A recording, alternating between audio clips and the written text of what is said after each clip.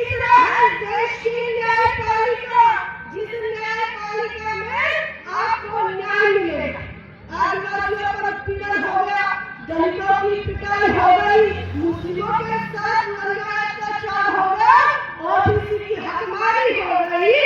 अगर तुम्हारी ये चारों समस्याएं इस देश के अंदर आपने जिन्हें नेता कह के सदन में भेजा वो नहीं मान रहा है, वो केवल नहीं उठा रहा है, और अगर वो अधिकार नहीं कर रहा है तो वो न्यायपालिका में जाएंगे। न्यायपालिका में जाकर न्यायपालिका के दरवाजे खटखटाएंगे और वहां कहेंगे हमको न्याय दो।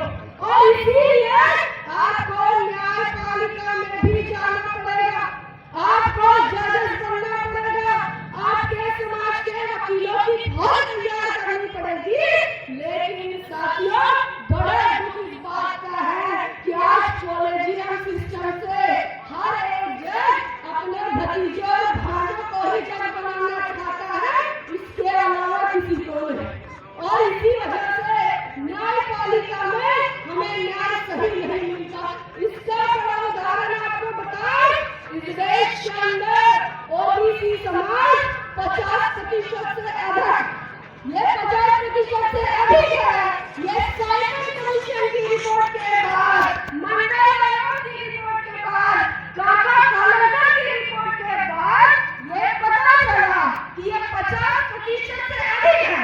लेकिन ये आज की तारीख में 60% हो गए होंगे।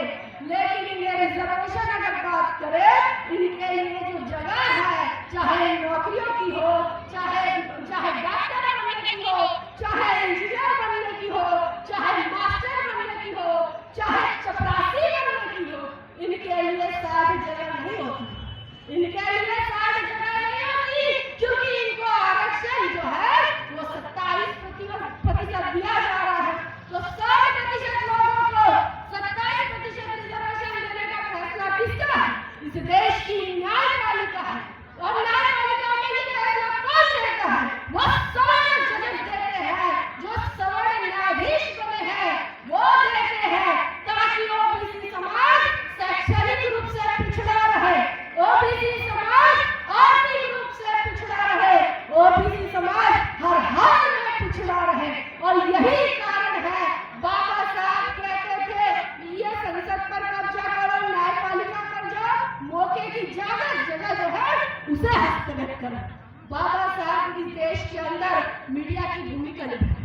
बाबा साहब को इमेजिन करो कि बाबा साहब ने इस देश के अंदर, भारत के अंदर दलित पत्रकारिता का नया चेहरा, नया आयाम समाज के सामने रखा। महात्मा ज्योतिबा फुले इन्होंने दीनबंधु चलाया। छत्रपति शाहू जी महाराज जो कि ओबीसी समाज के राजा हैं, उन्होंने बाबा साहब को पैसा दिया, कहा कि आप अखबार निकालो, अखबार निकालना जरूरी है। ये तमाम जो जन समुदाय है ये मनुवादी विचारों को पढ़ नहीं सकते, लेकिन मनुवादी विचारों से ग्रसित होते हैं, मनुवादी विचार इन पर हावी होते हैं। शाहू महाराज ने पैसा दिया, बाबा साहब ने लोकनायक निकाला, बहिष्कृत भारत निकाला, और ये इतना ही नहीं, प्रबुद्ध भारत निकाले, आमी देशाची शासन करती जमात होना, ये तो अखबार निकाला। इसका मतलब ये है इस देश के अंदर हम इस देश की शासन करती कौम बनेंगे। ऐसा अखबार का नाम बाबा साहब अम्बेडकर ने निकाला क्योंकि इस देश के अंदर मीडिया का चेहरा सुधारना चाहिए, इस देश के अंदर मीडिया का चेहरा सुधारना चाहिए। और वो लाइन महात्मा फुले ने खींची थी, वो लाइन बाबा साहब अम्बेडकर ने खींची थी, वो लाइन पेरियार ने खींची थी कि ये लाइन पता करेगी, ये लाइन बताएगी कि देश के लोग जो दुखी है, जो तकलीफ में है, जो परेशान है, जिनके ऊपर हजारों सालों से इस देश की मनुवादी ताकतों ने हमला किया, मनुवादी ताकतों ने जिन्हें गुलाम बनाया, जिन्हें शोषण किया, उन लोगों की बात होनी चाहिए। इसकी शुरुआत बाबा साहब अम्बेडकर अगर करते हैं तो साथियों हमने उठाना है, क्योंकि हम बाबा साहब के बच्चे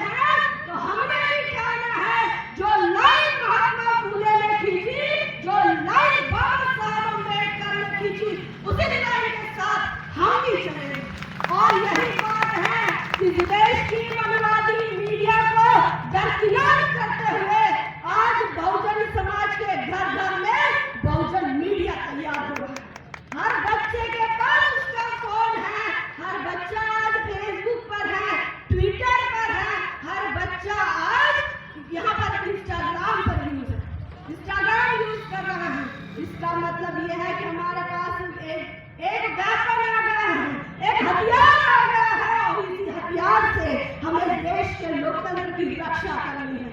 आपको रक्षा करनी है आपके वोट के अधिकार की। अगर आप अपने वोट के अधिकार की रक्षा करेंगे तो इस देश में लोकतंत्र सफल होगा।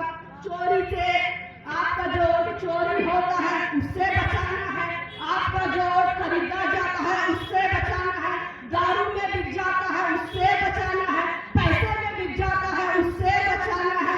इस देश के अंदर आपके वोट को अगर आप बचाते हैं तो भैया संसद बचेगा।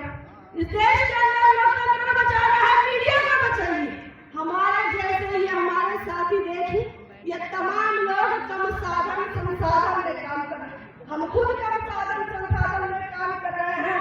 हम अपना करियर अपने एजुकेशन के हिसाब से अपने इंजीनियरिंग में कर सकते थे, लेकिन हम जानते हैं कि हम रोजी रोटी तो कमा लेंगे लेकिन मरने के बाद हमें कोई याद नहीं करेगा। और इसी वजह से आज हम पत्रकारिता के क्षेत्र में आए ताकि इस क्षेत्र में काम हो सके।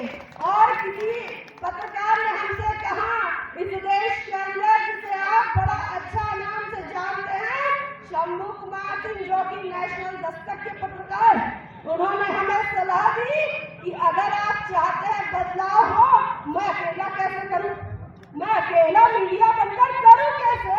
अरे आप भी आए, उन्हें भी बुलाए, उन्हें भी बताए। इसे आप प्रोफेशन के तौर पर ले, व्यवसाय के तौर पर ले और इसके साथ साथ अपने समाज की बात करें, अपने समाज के सामाजिक, धार्मिक, आर्थिक, राजनीतिक तमाम बातों को लेकर आप विमर्श करें। और विमर्श लोकतंत्र में कारगर साबित होता है, आपको बात करने की आजादी देता है और इसी से लोकतंत्र की रक्षा होगी। हम साथियों इसी वजह से इस मौके पर आपके सामने रूबरू हो रहे थे। चिट्ठी आ चुकी है, समय का ध्यान भी रखना है। आपसे हम विदा लेते हैं। साथियों, तमाम लोग जो पैदा हुए हैं कभी ना कभी तो मरना है, मरने के लिए पैदा हुए। कोई पीट कर मरेगा, कोई लड़ कर मरेगा। हमको डिसाइड करना है कि आप कैसे मरोगे। आप पिटाई, आपकी खुद की पिटाई हो और फिर आप मरो, ऐसे भी मरना है। अगर हम लड़ कर मरेंगे तो भी मरना है। तो मरना उसी का जिसका जमाना करे अफसोस, वरना यूं ही चले आते हैं सब मरने के लिए। इसी के साथ अपनी बात को विराम देते हैं। जय